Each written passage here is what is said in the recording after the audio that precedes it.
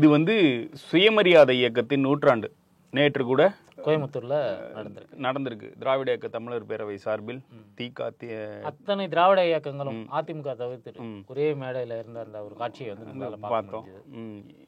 அதுல வந்து நம்மளுடைய துணை முதலமைச்சர் அவர்களும் பேசியிருக்கார். அது ஒரு புறம். அதுக்கு ஒரு இது இருக்கு. நம்ம வந்து 1940 பாரம்பரியம் இருக்கு. ஆமா, பாரம்பரியம் இருக்கு. இதுல அண்ணாவை இன்றைய இளைஞர்கள் அறிமுகப்படுத்துற வாய்ப்பும் நமக்கு இருக்குல்ல. 49 திமுக வந்து தனி கட்சி தொடங்குறாங்க.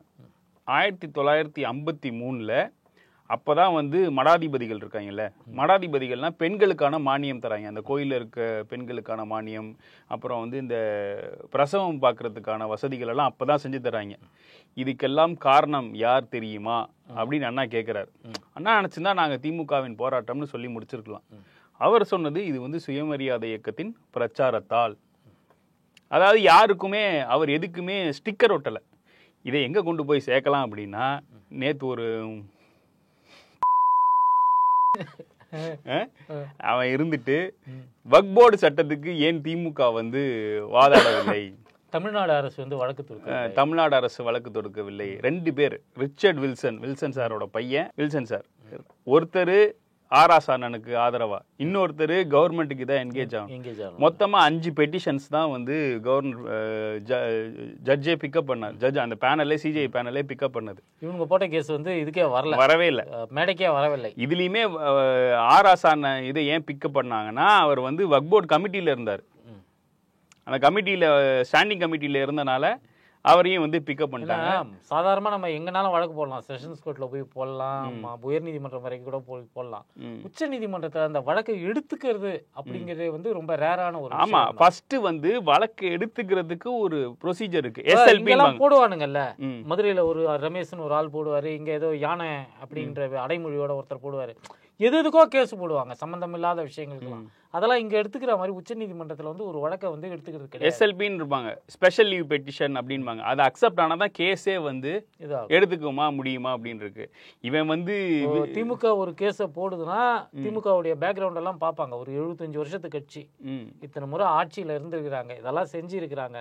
இந்த கட்சி ஒரு வழக்கை போட்டா அந்த வழக்குல வந்து ஏதோ ஒரு காரணம் இருக்கும் அப்படிங்கிற ஒரு அடிப்படை. அதை ஏத்துக்கிறதுக்கு நேத்து வந்த தற்கூரி நீ போய் கேஸ போட்டனால நீ யாருன்னே தெரியாது. அங்க அந்த கேஸுக்கு என்ன முகாந்திரம் இருக்கு, சுப்ரீம் கோர்ட் வந்து விசாரணை செய்ய. நீ ஏன் கேஸ் போடுற? விளம்பரத்துக்காக போடுறியா, உனக்கு அரசியல் ஆதாயத்துக்காக போடுறியா? இதெல்லாம் ஆராயப்படும். புரியுதுங்களா? ஒரு பெரிய கட்சி, இத்தனை முறை நாட்டை ஆண்ட கட்சி, அந்த கட்சி ஒரு வழக்கை போடுதுன்றப்போ அதுல இருக்கக்கூடிய விஷயங்களை அவங்க பார்ப்பாங்க. சும்மா போறவன் வரவங்களாம் நானும் கேஸ் போட்டேன்னு சொல்லிட்டு நீங்க போய் ஒரு இதை வந்து தாக்கல் பண்ணிட்டு வந்தீங்கன்னா அது எல்லாத்தையும் அவங்க எடுத்து விசாரிக்க மாட்டாங்க. உனக்கும் அபிஷேக் சிங்விக்கும் என்ன சம்பந்தம்? உங்க மாமனாருக்கு அவர் என்கேஜ் ஆனார் கேரளா இதுல, அதை வச்சு நீ ஒரு போட்டோ எடுத்துக்கிட்ட, ஓகேவா? ஆதவர்ஜுன விஜய்க்கே இதுல விபூதி வச்சிருக்காங்க. அதான் மேட்ரு. அதான் இல்ல இன்னொன்னு வந்தது இன்டரிம் ஸ்டே, தீர்ப்பு இல்ல. தீர்ப்பு கிடையாது. ஸ்டேக்கும் தீர்ப்புக்குமே இவங்களுக்கு வந்து வித்தியாசம் தெரியல. திமுக 100 வருஷம் ஆன கட்சின்னு சொல்றான். அவனுக்கு என்ன அரசியல் அறிவு இருக்கும்? இந்த வருஷம், அதுவும் இந்த வருஷம் வந்து 75வது பவள ஆண்டு விழா கொண்டாடிட்டு இருக்காங்க. அவன் என்ன சொல்றான் திருப்பி உடனே இந்த தற்கூரிங்கன்னா வந்துட்டு நாங்க நீதி கட்சியோட நூற்றாண்டு. டேய், நீதி கட்சி நூற்றாண்டு முடிஞ்ச 8 வருஷம் ஆச்சுடா. 2016 கலைஞரும் பேராசிரியரும் கடைசியா உட்கார்ந்து பேசின மேடையே நீதி கட்சி நூற்றாண்டு மேடை தான் அறிவாலயத்தில் நடந்தது. எதுவும் தரலனா நீங்க வந்து சும்மா இரு, அவ்வளவுதான் என்னால சொல்ல முடியும். இல்லைக்கு அஜித் வந்து இது வாங்க போறாரு, பத்மபூஷன் வாங்க போறாரு. இவங்க எவ்வளவு காழ்ப்புணர்ச்சி கொண்டவனுங்கன்னா, அவன் எப்படி அவங்க தலைவர் வந்து ஒரு ரேஸ்ல சக ஆக்டர், அதே ஃபெட்டானிட்டியில தானே இருக்காரு, ரேஸ்ல ஜெயிச்சதுக்கு ஒரு வாழ்த்து கூட சொல்ல மாட்டாங்க. இன்னைக்கு வந்து பத்மபூஷன் வாங்க போறாரு. உடனே இருந்துட்டு 25 வருஷம் பழைய கதை ஹீரோ வந்து கடைசியில பார்த்தா அது துப்பிருச்சு, அது வந்து ஃபேக். இவங்களா ஏன் இவ்வளவு காழ்ப்புணர்ச்சி உங்களுக்கு? ரிலீஸ் ஆகுது, நல்லா ஓடுதுன்னா உடனே சச்சினை ரிலீஸ் பண்றது. இவனுங்க இதுக்கு தாங்க லாய்க்கு. ஒண்ணு இல்ல, இந்த இதுல உள்ள ஓடி வரானுங்க, கேட் எல்லாம் விரிச்சு தபுக்குடின்னு உள்ள குதிச்சு வராங்க. தியேட்டர் திறந்ததுமே ஓடி வருவானுங்க. எலெக்ஷன் அன்னைக்கு கில்லி ரீ-ரிலீஸ் பண்ணா அவங்க எங்க போவாங்க? தியேட்டருக்கு தான் போவானுங்க. தியேட்டருக்கு தான் ஓட்டு பண்ணுமா இல்லையா? அதே மாதிரி இப்ப எலெக்ஷன் அன்னைக்கு ஸ்கூல் கேட்டு திறந்துமே இப்படிதான் ஓடுவானுங்க போடுறது, ஓட்டு போடுறது கூட எல்லா இடத்தையும் துரத்தி விட்டுறாங்க. தம்பிங்களா 18 வயசு ஆனாதான் ஓட்டு போட முடியும், அதுக்கு 18 வயசு ஆனாதான் வாக்காளர் அடையாள அட்டை கொடுப்பாங்க. விஜய் படம்லாம் ஏ படமா இருந்தா கூட நீங்க தேட்டர்ல அட்ஜஸ்ட் பண்ணிட்டு போயிட்டீங்க. அந்த மாதிரி ஓட்டு போட அனுமதிக்க மாட்டோம்னு தேர்தல் கமிஷனே ஒரு விளக்க அறிக்கை கொடுக்கிற அளவுக்கு தற்கொலை நடந்துக்கிறாங்க. ஆனின் ரோஸ்ட் எல்லாருக்கும் முன்பாக ஒரு பதிவு செய்கிறது. விஜய் எங்க நிக்கிறாரோ அங்கதான் நாங்க எல்லாரும் ஓட்டு போடுவோம். தொகுதி மாதிரி வந்து நிப்பாங்க பாருங்க. ஏற்கனவே நான் தமிழருக்கு அப்படிதான் பண்ணிட்டு இருந்தானுங்க. இந்த சேட்டைகள் எல்லாம் நடக்கதான் இருக்கிறது.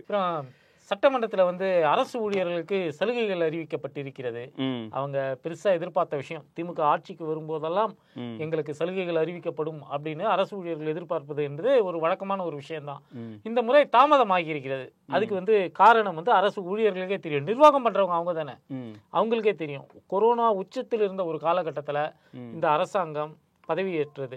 அப்பவே அன்னைக்கு நிதியமைச்சராக இருந்திருக்கக்கூடிய பிடிஆர் அவர்கள் வெள்ளை அறிக்கையெல்லாம் கொடுத்திருக்கிறாரு. அரசாங்கத்துடைய நிலைமை இப்படி இருக்கு, இந்த அளவுக்கு தான் நம்மளுடைய பிரச்சனை இருக்கிறதுன்னு சொல்லிட்டு அவர் வெள்ளை அறிக்கையெல்லாம் கொடுத்திருக்கிறாரு. தாமதமானாலும் அவர்களுக்கு கொடுத்த வாக்குறுதியை திமுக அரசாங்கம் படிப்படியாக நிறைவேற்றி வருகிறது. அதுதான் ஒரு முக்கியமான ஒரு செய்தி. இந்த செய்தி வந்ததுக்கு பிறகு, சட்டமன்றத்தில் இதற்கான அறிவிப்புகள்லாம் வந்ததுக்கு பிறகு ஆம்ஸ்ட்ராங் கொலை வழக்கு போயிட்டாரு எதிர்கட்சி தலைவர். ஆம்ஸ்ட்ராங் கொலை வழக்கில் என்கவுண்டர் செய்யப்பட்ட திருவேங்கடம் ஆம்ஸ்ட்ராங்கை சுடவே இல்லை. ஆம்ஸ்ட்ராங் உடலில் ஒரு துப்பாக்கி குண்டு கூட இல்லை. போஸ்ட்மார்ட்டம் அறிக்கையை படித்து பார்த்து விட்டேன். அதில் துப்பாக்கி குண்டு இருப்பதற்கான தடயமே இல்லை. அரிவாளால் வெட்டி இருக்கிறார்கள், மற்ற ஆயுதங்களால் காயம் செய்திருக்கிறார்கள். அப்படி இருக்க அதில் சம்பந்தப்பட்டதாக கூறப்படும் திருவேங்கடத்திலும் எப்படி துப்பாக்கி வந்தது? இப்போ கேள்வி எவ்வளவு லாஜிக்கா ராஜேஷ்குமார் கதைகள்ல வர்ற மாதிரி ஒரு கேள்வி கேட்கிறாரு பாருங்க. இல்ல இப்போ அவரை கொலை செய்ய, இப்ப ஆம்ஸ்ட்ராங் கொலை செய்யறதுக்கு பாம் எல்லாம் நீதிமன்றத்துல இருந்து எடுத்துட்டு போனதா சார்ஜ் ஷீட்ல இருக்கு. ஏன் பாம் போடல? ஒரு ஆள் துப்பாக்கி கையில வச்சிருந்தானா அந்த சம்பவத்துல அவன் பயன்படுத்தலையா? அப்ப அவன் வச்சிருந்தானான்னு தெரியாது. போலீஸ் அவனை பிடிக்க போகும்போது அவன் துப்பாக்கி வச்சிருந்தான். இல்ல இப்போ ஹோல்ட் ஆன், இப்ப இந்த ஆள் ஆம்ஸ்ட்ராங்க்கு ஆதரவா பேசுறாருல, திருவேங்கடத்துக்கு நீதி கேட்கிறாரு. என்ன ஏதோ ஒண்ணு பேசுறமேன்னு சொல்லிட்டு எதையாவது ஒண்ணு பேசுறது. அதனாலதான் காரி துப்பிட்டாரு. பொள்ளாச்சியை மறுபடியும் அவர் ரெஃபர் பண்ணி காமிக்க வேண்டி இருக்குது முதலமைச்சர். இல்ல அவர் என்ன சொல்றாரு, எங்களுடைய ஆட்சியோட லட்சணம் பொள்ளாச்சியில தெரிஞ்சது யான்னு சொல்லிட்டு அவரு நேரடியாவே முகத்துல காரி. இல்ல நீங்க என்ன தூத்துக்குடி ஸ்டெர்லைட்டையோ சொல்லிக்கிட்டீங்கன்னு வேற கோச்சுக்கிறாரு. தூத்துக்குடி ஸ்டெர்லைட்டை சொல்லலாம், ஏன்னா டிவியை பார்த்தானே தெரிஞ்சுக்கிட்டேன். பிரச்சனை பொள்ளாச்சியை சொல்லலாம். 10 நாள் கழிச்சு தலைமைச் செயலரா அந்த கிரிஜாவுக்குள்ள எல்லாம் தெரிஞ்சிருக்கும். 10 நாள் கழிச்சு தான் எஃப்ஐஆர் பொள்ளாச்சி கேஸ்ல போட்ட இந்த ஜார்ஜ் ஃபீனிக்ஸ் மரணத்தை அவங்க உடம்பு சரியில்லைன்னு செத்து போயிட்டாங்கன்னு சொன்னியா இல்லையா? எல்லாமே சட்டமன்றத்துல ஃபுல்லா உளறிக்கிட்டு இருந்த நீ இன்னைக்கு சட்டம் ஒழுங்கு பத்தி பேசுற. ஆம்ஸ்ட்ராங் செத்து போய் 1 வருஷம் ஆக போகுது. சார்ஜ் ஷீட் ஃபைல் பண்ணிட்டு இருக்காங்க. இந்த டைம்ல சம்பந்தம் இல்லாம உனக்கு தெரியாத ஒரு விஷயத்தை நீ ஆம்ஸ்ட்ராங் ஃபேமிலில இருந்து இந்த क्वेश्चन கேட்டாங்கன்னா சரி, அவங்க ஆம்ஸ்ட்ராங் ஃபேமிலில அவங்க வேறு சில டவுட்ஸை கிளப்புறாங்க. அவங்க பாத்தீங்கன்னா வேறு சில டவுட்ஸை கிளப்புறாங்க. பாதிக்கப்பட்ட ஒரு குடும்பத்தை சார்ந்தவர்கள் அது போல சந்தேகம் அவர்களுக்கு இருந்தால் அதை வெளிப்படுத்துவதற்கான அத்தனை உரிமையும் இருக்கிறது. அது விசாரணையில் தலையிடுவதாக நாம அதை கருத முடியாது. ஆனா நீ இன்னைக்கு என்ன சவுக்கு சங்கருக்கு அவங்க வீட்டுல அவன் ஒரு பொறுக்கி, 3rd ரேட்டட் பொறுக்கி கஞ்சா வச்சு மாட்டிக்கிட்டான். லேடி போலீஸ் அசிங்கமா பேசினான். உன்னைய பிச்சை எடுப்பானு மீன் போட்டான். மான ரோசமே இல்லாம அவனை பத்திரிக்கை எடுத்துட்டு நீ சேர்த்து வச்சு சட்டமன்றத்துல சவுக்கு சங்கருக்காக என்ன பேச உள்ளன்னு கிளப்பிட்டு வெளில பேசுறாப்ல. இல்ல இன்னைக்கு சவுக்கு சங்கருக்கு ஸ்டுடியோ எடுத்து கொடுத்து சவுக்கு சங்கரை ஒரு பத்திரிகையாளராக சவுக்கு மீடியாவுக்கு துணை நிற்போம்னு நிக்கிறாப்ல. அதாவது சவுக்கு சங்கர் அந்த வீடியோ நான் கூட பார்த்தேன். அண்ணாமலை எடப்பாடியை தற்குறி அப்படின்னு சொல்லிட்டாப்லையா. அதுக்கு சவுக்கு சங்கர் கோவப்படுறாரு. யாரை பார்த்து தற்குறின்னு சொன்னேன்? அவனை நான் என்னெல்லாம் அசிங்கமாலாம் திட்டி இருக்கேன் தெரியுமா? சங்கர் திட்டினது நமக்கெல்லாம் தெரியும் இல்ல. எடப்பாடிய எந்த அளவுக்கு கேவலமா திட்ட முடியுமோ எடப்பாடியுடைய திருமதி கூட அது மாதிரி திட்டினது கிடையாது. அந்த அளவுக்கு சவுக்கு சங்கர் திட்டி இருக்கிறாப்ல. அது எல்லா வீடியோக்களும் இன்னமும் இணையத்துல கொடநாடு கேஸ்ல போடாவாடான்னு அன்னைக்கு முதலமைச்சராக இருக்கக்கூடிய எடப்பாடி பழனிசாமி அவர்களை போடாவாடான்னு உரிமையில் பேசியவன் சவுக்கு சங்கர். அவர் பிரெண்டு கார்ட்டூனிஸ்ட் பாலா, அந்த ஆள் திருநெல்வேலியில ஒருத்தன் தீக்குளிச்சு இறந்துட்டான்றதுக்கு எடப்பாடியே நிர்வாணமா வரைஞ்சான். ஏங்க அதெல்லாம் ஒரு இதுவாங்க, ஒரு கற்பனையாங்க. அது அவரை நினைச்சு பார்க்கவே நமக்கு வந்து இதுவா இல்லையா? என்னதான் அவர் எதிர்கட்சி தலைவரா இருந்தாலும் அவர் கூட அப்ப முதல்வர் முதலமைச்சராக வேற இருந்தாரு. அவர் வந்து அந்த கோலத்துல அவரை நினைச்சு பார்க்கறதுக்கு எப்படிதான் முடியுதோ, ஒரு சைக்கோவால மட்டும் தான் முடியும். அது முடிஞ்சிருக்குது. அதுக்கு வந்து ஒரு கருத்து சுதந்திரம் அப்படின்னு போய் நின்னவன் தான் வந்து சவுக்கு சங்கர். அப்படியாப்பட்ட சவுக்கு சங்கர் இன்னைக்கு வந்து அண்ணாமலையை வந்து சொல்றான். அதாவது அண்ணாமலையும் தற்குறி, எடப்பாடியும் தற்குறி. இதுல இருவேறு கருத்துக்கு வந்து நமக்கு வந்து இதுவே கிடையாது. எடப்பாடி ஸ்மார்ட் அப்ளை பண்றாரு. எப்படி தெரியுமா? கூட்டணி பத்தி நீங்க எதுவும் திட்டாதீங்க அப்படின்ட்டாரு. அதுக்குதான் நான் வச்சிருக்கேன்ல என் செல்லக்குட்டி அப்படின்ட்டு சவுக்கு சங்கர் இப்படி தட்டி கொடுத்து பிஜேபியை திட்ட விடுறது. பிஜேபிக்கு 10 சீட்டு 20 சீட்டு தான் கொடுப்பாங்க, மேல ஒரு சீட்டு கூட தர மாட்டாங்க. எடப்பாடி த மாஸ் அப்படிங்கிறான். அதுக்கப்புறம் விஜயை திட்டுறான். விஜயோட கூட்டத்துல நேற்று தான் தாய்வனாங்கல்ல, தாவும் போது தாவுனானா அவன் தான் வனத்துறை அமைச்சர் அப்படிங்கிறான். கொஞ்ச நாளைக்கு முன்னாடி வரைக்கும் விஜய பிடிச்சிக்கிட்டு நம்ம சொல்றதுக்கே நான் கூசுது. அந்த வேலையெல்லாம் செஞ்சு உனக்கு வந்து அடைக்கலம் கொடுப்பாப்லையா, தாவேக்காவிலையாவது உனக்கு இடம் கிடைக்குமா அப்படின்னு காத்து கிடந்தது எல்லாமே தெரியும். பனையூர் வாசலுக்கு போய் காத்து கிடந்தது எல்லாமே தெரியும். ஆனா இன்னைக்கு வந்து எடப்பாடி ஏற்பாட்டுல உனக்கு வந்து ஒரு செட்டில்மெண்ட் ஆகி போச்சு, உனக்கு ஒரு ஆபீஸை போட்டு கொடுத்துட்டாங்க அப்படிங்கறதுனால இன்னைக்கு வந்து நீ விஜயை திட்ட ஆரம்பிக்கிற. நாளைக்கு நீ வேற யாராவது ஆபீஸ் போட்டு கொடுத்தாங்கன்னா எடப்பாடியும் திட்ட ஆரம்பிப்ப. இதுக்கு பேரு வந்து தொழில் கிடையாது, ஊடக தொழில் கிடையாது. நீ பண்ணிட்டு இருக்கிறதுக்கு பேரு வந்து சொல்லக்கூடாது. புளிய மரத்துக்கு அடியில நின்று செய்ய வேண்டிய ஒரு தொழிலா ஆபீஸ் போட்டு நீ செய்து கொண்டிருக்கிறாய். அடுத்ததா ஒரு டெல்லி பத்திரிகையாளர் அவர் ஒரு ட்வீட் போட்டிருக்காரு. அவர் சேனல் வேற ரன் பண்றாரு. அவர் என்ன சொல்லியிருக்காருன்னா, செந்தில் பாலாஜி பழி வாங்கியதற்காக ராஜ்யசபா பதவியும் அமைச்சர் பதவியும் அண்ணாமலைக்கு தரப்படுகிறது அப்படின்ட்டு அவரோட வெர்ஷன் சொல்றாரு. சரி, ஓகே. நீ வந்து அண்ணாமலை என்னங்க பண்ணா? அவன் என்னத்த பண்ணா? அவன் தாங்க வார்டு கவுன்சிலர் ஜெயிக்க கூட வக்கீல் ஆதவனாச்சு. இப்போ அதாவது ஒன்றிய பாஜகவில் இருந்து செய்யப்படக்கூடிய வேலைகள், எதிர்கட்சிகள் ஆளக்கூடிய மாநிலங்கள் எல்லாம் இது வழக்கமா செய்யக்கூடிய ஒரு வேலை தான். அதற்கு சில எதிர்கட்சிகள் பணிந்து போகலாம், நிதிஷ்குமார் போன்றவர்கள் பணிந்து போகலாம், அடிமைகளாக கிடக்கலாம், நாயுடு போன்றவர்களும் அடிமைகளாக கிடக்கலாம். திமுக அதற்கு பணியாது. நீ எவ்வளவு நடவடிக்கை எடுத்தாலும் எங்களுடைய நிலைப்பாடு மதவாதத்துக்கு எதிரானது, அதற்காக நாங்க அகில இந்திய அளவுல ஒரு கொள்கை கூட்டணி வைத்து இருக்கிறோம் அப்படின்னு சொல்லக்கூடியவராக முதல்வர் இருக்கிறார். பிரகாஷ் ராஜ் கூட இந்தியா கூட்டணியிலே வந்து முதலா சேர்ந்தவரே வந்து நம்ம முதல்வர். அன்னைக்கே வந்து 2019 ராகுல் காந்தி பிரதமர் அப்படின்னு சொல்லிதான் இங்க ஓட்டு கேட்டாரு. காங்கிரஸே கேட்கல. அவர் வந்து ராகுல் காந்தி பிரதமர் தான். ஏன் நாங்க ராகுல் காந்தி பிரதமர் ஆக்க சொல்கிறோம் என்றால் மோடியை எதிர்க்கக்கூடிய வலிமை அவருக்கு இருக்கிறது. அவருக்கு இந்த மதவாத பிரச்சனைகள் எல்லாம் வந்து ஒரு தெளிவான பார்வை இருக்கிறது. மதவாதத்தை எதிர்க்கக்கூடிய ஒரு தலைவராக இருக்கிறார். இன்னொன்னு அவர் ரிலீஜியஸ் நியூட்ரலான லீடர். ஆமா, இது எல்லாத்தையும் சொல்லிதான் ஒரு ராகுல் காந்தி பிரதமர் அப்படிங்கிற ஒரு விஷயத்தை வந்து முன் வச்சாரு. காங்கிரஸ் அதை நாடு முழுக்க கொண்டு சென்று சேர்த்திருக்க வேண்டும். அவங்க 2024 கூட அதை செய்யல. இன்னைக்கும் பாரத் ஜோடா யாத்திரைன்னு ஒண்ணு நடத்தி ராகுல் காந்திக்கு வந்து மக்கள் மத்தியில் ஒரு நல்ல இமேஜ் இருந்தும் கூட காங்கிரஸ் நாங்கள் வெற்றி பெற்றால் ராகுல் காந்தி பிரதமராக வருவார் அப்படின்னு ஒரு வார்த்தையை சொல்லியிருக்கலாம். சொல்லியிருந்தா இன்னும் நிறைய வாக்குகள் கிடைச்சிருக்கும், ஆட்சி அமைத்திருக்கக்கூடிய ஒரு வாய்ப்பு கூட அமைஞ்சிருக்கும். அதை வந்து அவங்க வந்து பயன்படுத்திக்கல. ஆனால் தொடர்ச்சியாக 2019, 2024 2 பாராளுமன்ற தொகுதியில் சொல்லி அடித்த கில்லியாக மொத்த தொகுதிகளையும் வந்து திமுக இங்கே அள்ளி இருக்கிறது. அதற்கு என்ன காரணம்னா, தேசிய அளவில் மதவாதம் தீவிரமாக எதிர்க்கப்பட வேண்டியது. மதவாதிகள் தொடர்ச்சியாக ஆட்சிக்கு வருவதால் மக்களுக்கு அன்றாடம் நடக்கக்கூடிய பிரச்சனைகள்லாம் என்ன, எதிர்காலத்தில் ஏற்படக்கூடிய பாதிப்புகள்லாம் என்ன அப்படின்னு சொல்லிட்டு இங்கே தமிழ்நாட்டில் இருக்கக்கூடிய வாக்காளர்கள் ஒவ்வொருவருக்கும் திமுக புரிய வைத்திருக்கிறது. திமுக தலைவர் வந்து விளங்க வைத்திருக்கிறார். அது பிரகாஷ் ராஜ் கூட அழகா சொல்றாரு.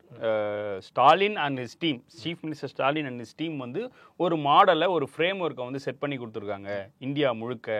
இப்போ மொழி பிரச்சனையா அதுக்கு என்ன எடுக்கணும், டீலிமிட்டேஷனா என்ன எடுக்கணுன்றதையும் அவரோட டீம் வந்து எடுத்துட்டு போறாங்க. அப்படிதான் இப்போ ஒன் மேன் ஷோவா அவர் வந்து ஆட்சியை ரன் பண்ணல, சிஎம். ஓகேவா? இப்போ வந்து பிசிக்கல் டிஃபிசிட்டா அதை பத்தி பேசுறதுக்கு ஒரு குழு வச்சிருக்காரு, ஒரு மினிஸ்டர் இருக்காரு, சமூக நீதி கண்காணிப்பதற்கு ஒரு குழு வச்சிருக்காரு. இன்னொன்னு நேஷனல் டிபேட்ல பார்ட்டியோட இதை பத்தி பேசணுமா பிடிஆர் இருக்காரு, பிரச்சாரம் பண்ணணுமா அதுக்கு வந்து இளைஞரணி செயலாளர் வச்சிருக்காரு, தொழில் வளத்தை பெருக்கணுமா அதுக்கு டிஆர்பி, எந்தெந்த வேலைக்கு யார் யார் இருக்கணுமோ அவங்க கொடுக்குற ரெக்கமெண்டேஷன்ஸ் அடிப்படையில் அவர் வந்து செயல்பட முழுமையான ஒரு ஜனநாயகவாதிக்கான அடையாளம் இது. அந்த தொழில்துறை வளர்ச்சிக்கு யார் கரெக்டா இருப்பாங்கன்னு அவரை அதுல போன வாரம் வந்து வின்ஃபாஸ்ட் பற்றி மினிஸ்டர் டிஆர்பி வந்து ஒன்று சொல்கிறாரு. அதாவது எப்படி வந்து நாங்கள் இதை அக்கம்ப்ளிஷ் பண்ணோம். வின்ஃபாஸ்ட் இடம்லாம் கொண்டு வந்துட்டோம், அவனையும் இங்கே கொண்டு வந்துட்டோம். அவன் வந்து என்ன சொல்ல, ரெக்ரூட் பண்ணுறதுக்கு நாங்கள் வேறு மாநிலத்துக்கு போவோம், அந்த இதெல்லாம் வேண்டாம், நாங்களே வந்து உங்களுக்கு ரெக்ரூட்மெண்ட் டிரைவ் பண்ணி தரோம் அப்படின்ட்டு. ஏன்னா தமிழ்நாட்டுல இல்லாத தமிழ்நாட்டுக்கு நாங்க ஏன் கொண்டு வரோம், முதலீடுகளை கொண்டு வரோம், இங்க இருக்கிறவர்களுக்கு வேலை வாய்ப்பு கிடைக்கணும், இங்க இருக்கிறவர்களை வந்து நாங்க வந்து உயர்கல்வி வரைக்கும் படிக்க வச்சிருக்கோம், வேலை வாய்ப்பு கொடுக்கணும். அதனால அந்த அங்க இங்க இன்டர்வியூ டிரைவ் வச்சு அவங்கள ரெக்ரூட் பண்ணி, அதாவது லோக்கல்ல சென்னையில இருந்து கூட கூட்டு போல, தூத்துக்குடியில இருக்கவங்களுக்கே வந்து ஒரு பிரதிநிதித்துவமான வேலையை வாங்கி தரேன்றப்போ இதுதான் இந்த அப்ரோச் கவனிச்சிங்களா? திமுக இப்போது ஆட்சிக்கு வந்த பிறகு, முன்னாடி எல்லாம் திமுக மீது வந்து ஒரு குறை சொல்லுவாங்க. திமுக ஆட்சிக்கு வரும்போது சென்னையை சுற்றி இருக்கக்கூடிய பகுதிகளை மட்டுமே, மாவட்டங்களை மட்டுமே வந்து அவங்க வந்து கான்சென்ட்ரேட் பண்றாங்க, வளர்ச்சி வந்து பரவலாக இல்லை அப்படின்னு சொல்லிட்டு இருப்பாங்க. அப்போ அதுக்கான ஒரு தேவை இருந்தது.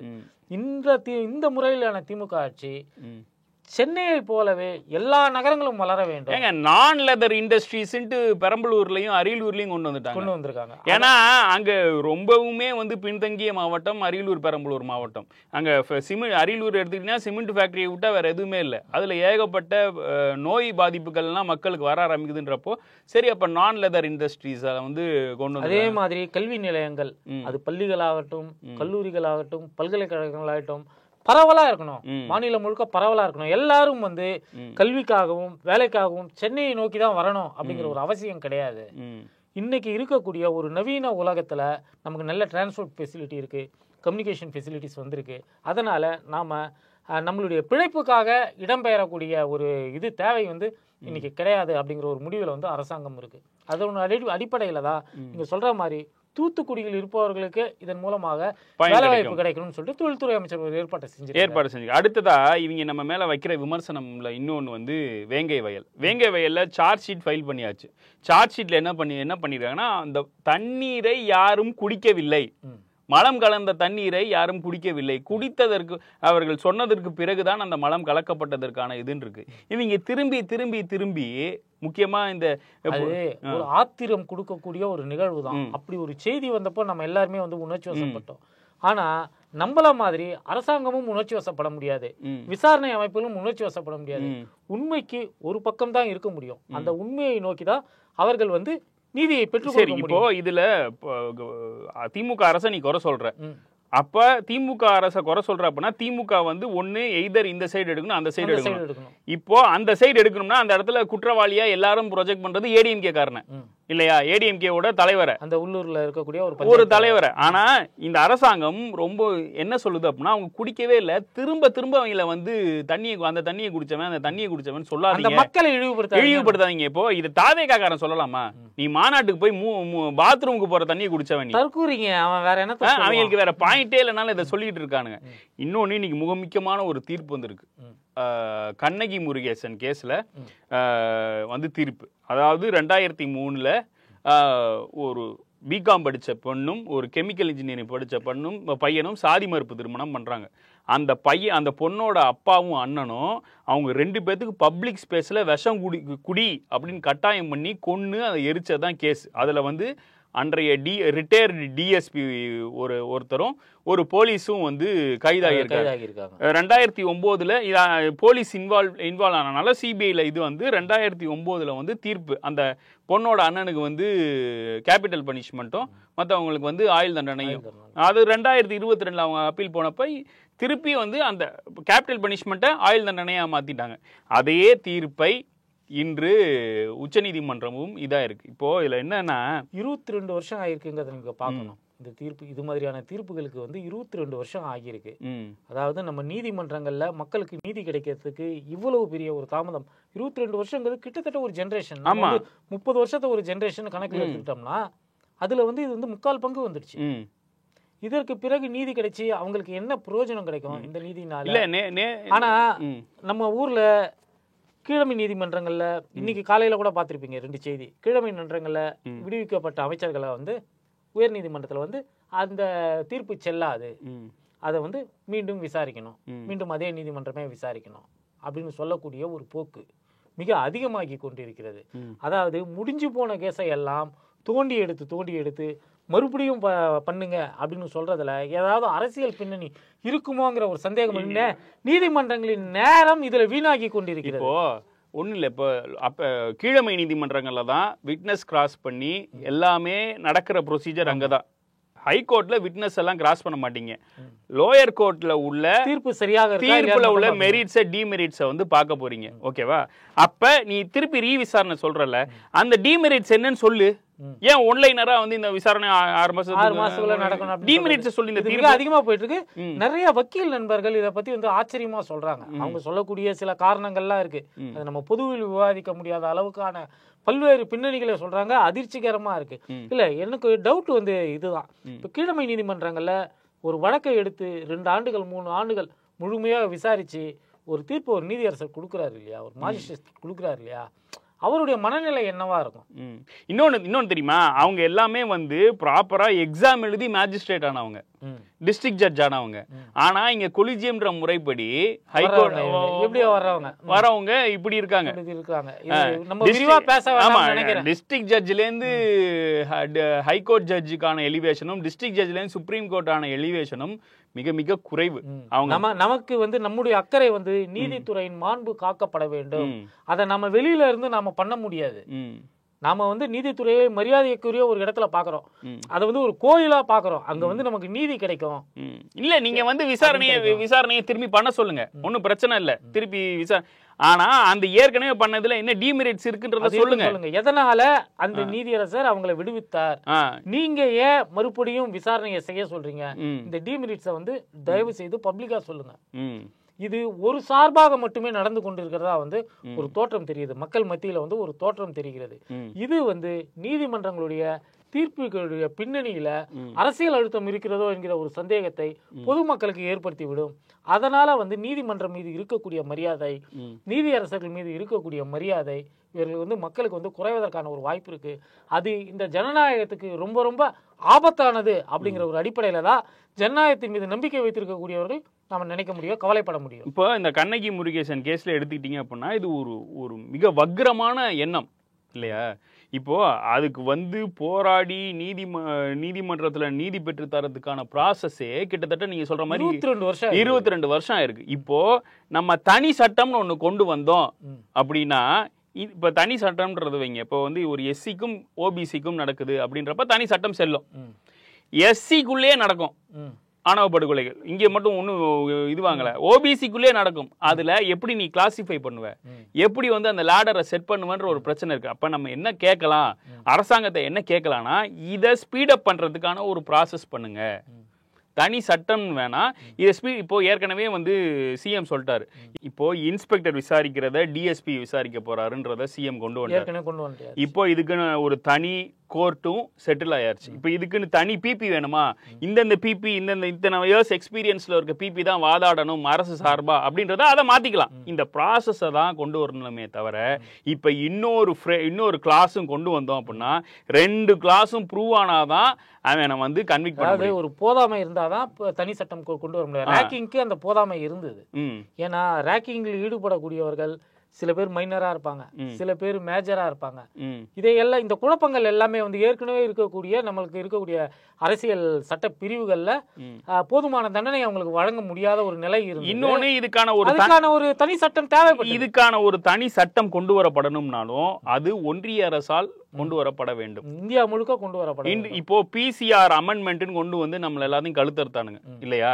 அப்ப யார் போறானா, விசிகா போராடிச்சு, திமுக போராடிச்சு, காங்கிரஸ் போராடிச்சு, திக போராடிச்சு, ஏடிஎம்கே என்ன பண்ணா, பிஜேபி என்ன பண்ணா, மூச்சே உடல. ஏடிஎம் கிட்ட தான் இத பத்தில யாரும் கேட்க மாட்டாங்க. இப்போ நம்ம கேட்க வேண்டியது, இந்த ப்ராசஸ் இன்னமும் தொய்வா இருக்கா, இதை என்ன ஸ்பீடப் பண்ணுங்க அப்படின்றதா நம்மளோட கோரிக்கையா இருக்கணுமே தவிர, நீங்க கேளுங்க தனி சட்டம் வேணும்ன்றது உங்களோட கோரிக்கை. ஆனா அந்த சட்டம் எப்படி இருக்கணும் ஒரு வரைவாக சொல்லுங்க. இல்ல அது நமக்கே அதிர்ச்சியா தான் இருக்கு.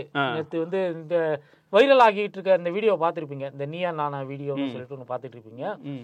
முற்போக்காக பேசக்கூடிய பெண்களாக நவீன பெண்கள் இருக்கிறார்கள்.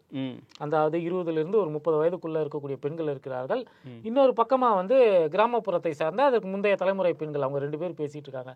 பேசிக்கிட்டு இருக்கிறப்ப இந்த நவீன பெண்கள் வந்து அவர்களை கேட்கக்கூடிய கேள்விகள் இருக்கக்கூடிய நியாயத்தை எல்லாம் அந்த நிகழ்ச்சியுடைய தொகுப்பாளர் வந்து மிக அருமையாக அப்ரிஷியேட் பண்ணி அதை கரெக்டாக ஹைலைட் பண்ணி காமிச்சாரு. ஒரு இடத்துல வந்து இவங்க என்ன சொல்றாங்க, இந்த நவீன பெண்கள் என்ன சொல்கிறாங்க, இந்த கிராமப்புறத்தில் இருக்கக்கூடிய கிராமப்புறத்தில் வாழ வாங்கன்னு சொல்லி அழைக்கக்கூடிய பெண்கள் வந்து சாதிய இது இல்லாமல் பின்னணி இல்லாமல் அதை செய்வார்களா அப்படின்னு கேட்குறாங்க. நான் வந்து கிராமத்தில் வேறொரு சாதியை சார்ந்த வேறொரு கிராமத்து இளைஞரை நான் மணக்கிறேன்னா அந்த திருமணம் அங்கே நார்மலாக பார்க்கப்படுமா? நகரத்தில் அது மாதிரி பார்க்குறாங்கன்னு சொல்கிறாங்க. ஒரு வேலிடான ஒரு பாயிண்ட்டு தான். அதற்கு பிறகு இது சம்பந்தமான விவாதத்தில் கோபிநாத் வந்து அவங்களை என்ன கேட்குறாருன்னா, நீங்கள் எல்லாம் பிற்படுத்தப்பட்ட வகுப்பை சார்ந்த பெண்களாக நிறைய பேர் இருக்கிறீங்க, ஒரு தலித் வாலிபரை திருமணம் செய்து கொள்வதற்கு எத்தனை பெண்கள் தயாராக இருக்கிறீர்கள்ங்கிற மாதிரி ஒரு கேள்வியை கேட்குறாரு. எந்த பெண்ணுமே வந்து கையை வந்து தூக்கலை. சமூகம் வந்து இப்படி தான் இருக்குது. அதாவது பெற்றோர் மட்டும் கிடையாது, இந்த இளைய வயதில் இருப்பவர்களுக்கிடமே கூட இந்த சாதியை பற்றின சில புரிதலற்ற சில தன்மைகள் எல்லாமே இருக்கு. இல்ல இப்போ நம்ம வந்து சாதி மறுப்பு திருமணம் பண்ணா அதுக்கான ஒரு இது தரோம், சலுகைகளை கொடுக்குறாங்க.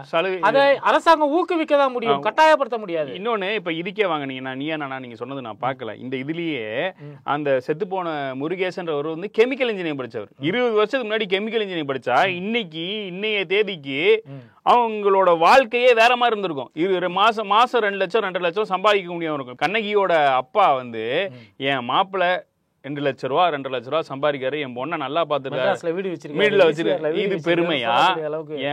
அவன் வந்து அவன் வேற ஜாதிக்கார பையன், அது பெருமையா? அவனை வந்து நான் கொன்னுட்டேன்னு சொன்னது பெருமையா? இததான் வந்து இப்போ குடும்பஸ்தர் மாதிரியும் அப்புறம் இது வேற என்னமோ படம் வந்தது கெத்து மாதிரியும் இல்ல மாரி செல்வராஜ் மாதிரியான படங்கள் மூலியமா நம்ம கொண்டு சேர்க்கணும். ரஞ்சித் படங்கள் மூலியமா நம்ம கொண்டு சேர்க்கணும். அதுல இருக்கக்கூடிய நியாயத்தை வந்து நம்ம பிரச்சாரம் பண்ணணும். திரைப்படங்கள் வந்து அதை மிக சிறப்பா செய்துகிட்டு இருக்கு. அரசாங்கம் இதை பிரச்சாரம் பண்ணணும்னா அதுக்கு என்ன வகையிலான வழிமுறைகளை செய்யலாம்? நீங்க யோசனைகளை சொல்லுங்க. 2021 ஏடிஎம்கே பிஜேபி சேர்ந்து ஒரு டூல் கிட் எடுத்தாங்க, ஞாபகம் இருக்கா? கலப்பு சாதி மறுப்பு திருமணம் செய்தவர்களுக்கு வந்து அரசாங்கம் 25 லட்சம் தரும், 50 லட்சம் தரும், போச்சு உங்க வீட்டு பிள்ளைங்க எல்லாத்தையும் வந்து இது பண்ண போறாங்க. 2021 எலெக்ஷன்லயும் பண்ணாங்க. கொங்கு பெல்ட், வட மாவட்டங்கள், சவுத்துல எங்கெல்லாம் வந்து சாதின்ற இது ஆட்சிக்கு வந்தால் நிறைய கலப்பு மனங்கள் நடக்கும், சாதிங்கிற ஒரு கட்டுமானமே போயிடும் அப்படின்னா வந்து பிரச்சாரம் பண்ணி அதனால இன்னொன்னு சாதி மறுப்பு திருமணங்கள் நடந்தா அது வந்து ஒரு நார்மல் லைஃபா இருக்கும் இல்லையா? அதை வந்து எக்ஸாஜரேட் பண்ணவும் தேவையில்ல, அதை வந்து ஒரு சாதனையா சொல்லணும். அதாவது சாதி மறுப்பு திருமணமே தான் செய்வேன் அப்படின்னு நீங்க கட்டாயமா இருக்க வேண்டிய அவசியம் கிடையாது. சாதி மறுப்பு திருமணம் செய்யவே மாட்டேன் அப்படின்னு நீங்க அடமெண்டா இருக்க வேண்டிய அவசியம் கிடையாது. இயல்பாக என்ன நடக்கும், ஒரு பொண்ணு மேல இல்ல ஒரு பையன் மேல ஒரு இயல்பா ஒரு காதல், ஒரு அட்ராக்ஷன் வந்ததுன்னா அவ்வளவுதான் உங்களுக்கான. இப்போ நம்ம வந்து மனசு பிடிச்சுதான் லவ் பண்ணன்றதெல்லாம் காதல செய்யறது, ஒண்ணு பார்த்தோன்னே ஒரு அட்ராக்ட் ஆகி அதுக்கப்புறம் நீங்க பேசுறீங்க, உங்களுக்கு இதாச்சுன்னா அந்த கான்வர்சேஷன் பெருசா எலாபரேட் ஆகி உங்களுக்கு மேரேஜ் வரையும் வருது. இதுதான் உண்மையா பிராக்டிக்கலா சொல்லணும்னா. இப்ப பார்த்தோன்னா ஒரு பொண்ணை பிடிச்சிருச்சு, பேசி ஒரு 10 நாளுக்கு அப்புறம் பிரச்சனையாகுது அப்படின்னா நம்ம அந்த இது பில்ட் ஆகாது. உனக்கு பார்த்தும் பிடிச்சி பேசுறதும் உங்க 2 பேத்துக்குள்ள ஒரே வேவ் லென்த் இருந்தாதான் அது மேரேஜ் வரையும் வருது. அதை கொண்டு போகலாம். அதை விட்டுட்டு நம்ம இதுல இது பண்றது இல்லை. ஆக்சுவலா நம்ம பேசுறது வந்து இது வந்து சில பேர் வந்து கமெண்ட்ல கூட சொல்லலாம், என்ன ரொம்ப முற்போக்கா பேசுறீங்க, நீங்க இப்படி பண்ணுவீங்களா அப்படி பண்ணுவீங்களா, உங்க குடும்பத்துல இப்படி பண்ணுவீங்களா அப்படி பண்ணுவீங்களா கேட்பான். முற்போக்குங்கிறத ஆக்சுவலா வந்து இதை விட பெருசு. அதை நம்ம பேச ஆரம்பிச்சோம்னா தாங்க முடியாது. பெரியார் என்ன சொன்னாரு திருமணத்தை பத்தி? திருமணமே கூடாது. ஓஷோ என்ன சொன்னாரு திருமணத்தை பத்தி? இதையெல்லாம் நம்ம வந்து பேச ஆரம்பிச்சோம்னா அது வந்து தாங்காது. பெரியார் வந்து பெண்கள் கர்ப்பப்பையை ரிமூவ் பண்ணுனாரு, பெண்கள் தலைமுடியே வச்சுக்கணும். அவர் என்ன சொல்றாரு, பாப் கட்டிங் மாதிரி வெட்டிக்க ஈஸி. உனக்கு ஏன் டெய்லி உட்காந்து நீ வந்து பெரியார் சொல்ற எந்த கருத்துக்கும் எல்லாமே பிராக்டிகல். ஆனா அத நம்ம அடாப்ட் பண்றதுல சில இது இருக்கு. ஒரு பொண்ணு கிட்ட போய் ஆணுக்கும் பெண்ணுக்கும் சொத்துரிமை ஈக்குவலான சொத்துரிமை இருக்கணும்னு பெரியார் சொன்னாரு.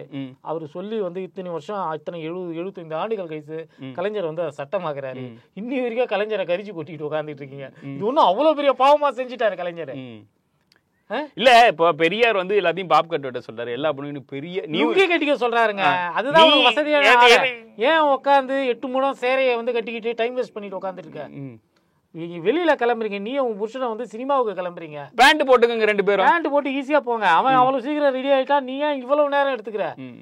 அது கால் தடிக்க விழுந்தா என்ன பண்ணுவ, அடிபடும் இல்ல கேக்குறாரு. இப்போ அதே பெண்கள்கிட்ட போய் நீ வந்து முற்போக்கு தானே, நீ ஏன் பாப்கெட் வெட்ல பெரியார் சொல்லியிருக்காரு நம்மளால கேட்க முடியுமா? அது அவங்க உரிமை, அது அவங்க உரிமை, அவங்களுடைய விருப்பம், அப்படிதான் எடுத்துட்டு போகணும். அடுத்ததான் இன்னைக்கு 9 அறிவிப்புகள் சிஎம் வந்து அறிவிச்சிருக்காரு அரசு ஊழியர்களுக்கு. செப்டம்பர்ல முக்கியமான ஒரு விஷயம், செப்டம்பர் மாதத்திற்குள் இந்த ஓல்டு பென்ஷன் ஸ்கீம், அதாவது புது பென்ஷன் ஸ்கீமுக்கு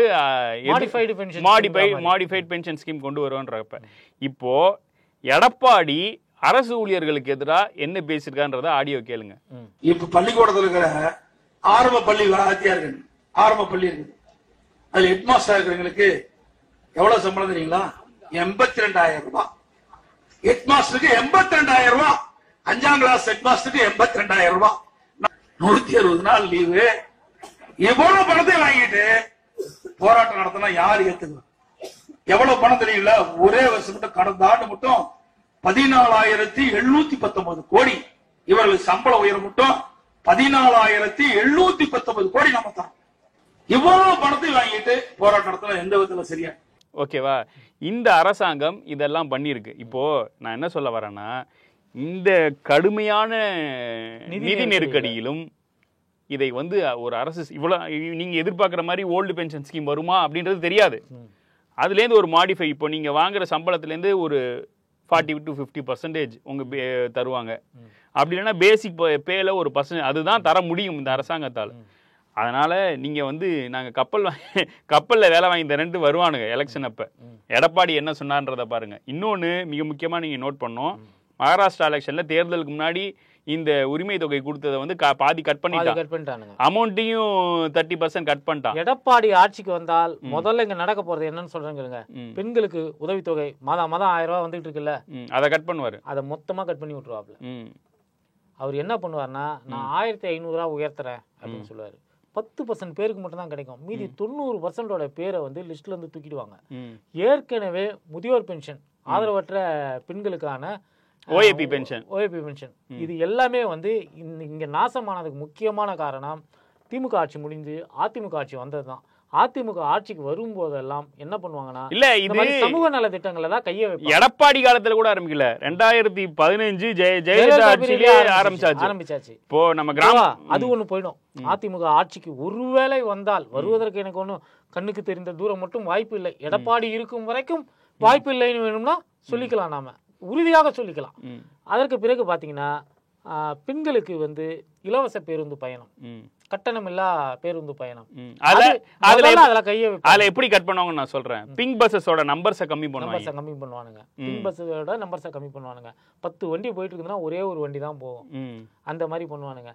அதிமுக ஆட்சிக்கு வந்தால் திமுகவால் என்னென்ன சலுகைகள் வழங்கப்படுகிறதோ அது எல்லாமே நிச்சயமாக பறிபோய்விடும். ஆனா அதிமுக ஆட்சியில் இது போல ஏதாவது ஒரு சலுகைகள் கொடுத்திருந்தால் அது திமுக ஆட்சியிலும் தொடர்வது என்பது வழக்கமா பாக்குறதா. நீங்க பாத்தீங்கன்னா தெரியும், அந்த அம்மா மெஸ் அது மாதிரியான ஸ்கீம்ஸ் எல்லாமே வந்து தொடர்ச்சியாக அதிமுக ஆட்சியில என்ன கண்டிஷன்ல விட்டுட்டு போனாங்களோ அது வந்து அதற்கு பிறகும் தொடரும்.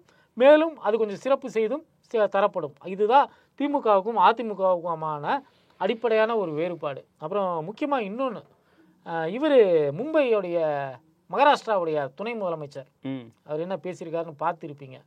பாகிஸ்தானியர்கள் யாராவது இந்த மண்ணில் இருந்தால் சுட்டுக் கொல்லுவோம். சங்கிகளை வந்து நம்ம நாஜிகளுடன் ஏன் ஒப்பிடுகிறோம் என்றால் இதுதான், சுட்டு கொல்லுவோம், வெட்டி கொல்லுவோம் அப்படிங்கறதான். மருத்துவ விசால வந்திருப்பான், டூரிஸ்ட் விசால வந்திருப்பான். வட மாநிலங்கள்ல நிறைய பேரு பாகிஸ்தான்ல பொண்ணு கொடுத்திருக்காங்க, பொண்ணு எடுத்திருக்காங்க.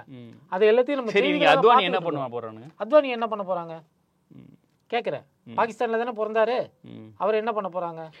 இந்த ஜெய்பீம் படம் எடுத்த ஞானசேகரன் கூட நியாயமா சொல்றாரு, நீங்க வந்து டெரரிஸ்டுக்கு எதிரான ஆக்டிவிட்டீஸ்ல என்கேஜ் ஆக தப்பு இல்ல, டூரிஸ்ட் விசால இங்க வந்திருக்காங்க, மெடிக்கல் எமர்ஜென்சிக்கு இங்க இருக்கிறவங்க உடனே பைத்தியக்கார சீமானுக்கு புரியுற விஷயம் கூட புரியாதா? ஒன்றியத்தை ஆளக்கூடியவர்களுக்கு தெரியாதா? மெடிக்கல் எமர்ஜென்சில இங்க இருக்கிறவனை கூட வந்து உடனே போ சொல்றீங்களே அப்படின்னு அவர் நியாயமா கேட்கிறார். சங்கிங்களுக்கு மனிதாபிமானமே இல்லைன்றப்போ நீ வந்து தீவிரவாதியா? ஒரே நாள்ல அமெரிக்கால இருக்கிற எல்லா பாப்பானையும் துரத்துவோம் சொல்லக்கூடிய ஒரு அதிபர் என்னைக்கு வரானோ அன்னைக்குதான் அவங்களுக்கு இந்த பிரச்சனைகள் எல்லாம் புரியும். அப்பயும் புரியாது. இப்பயே வந்து கையில விலங்கு போட்டு காலில் விலங்கு போட்டு கூட்டு வந்துமே இவங்களுக்கு புத்தி வரல அப்படின்னா இவங்களுக்கு புத்தி வர்றதற்கான வாய்ப்பு கண்ணு கட்டிய தூரம் வரை இல்லை. மீண்டும் அடுத்த பூமரில் சந்திப்போம். நன்றி, வணக்கம்.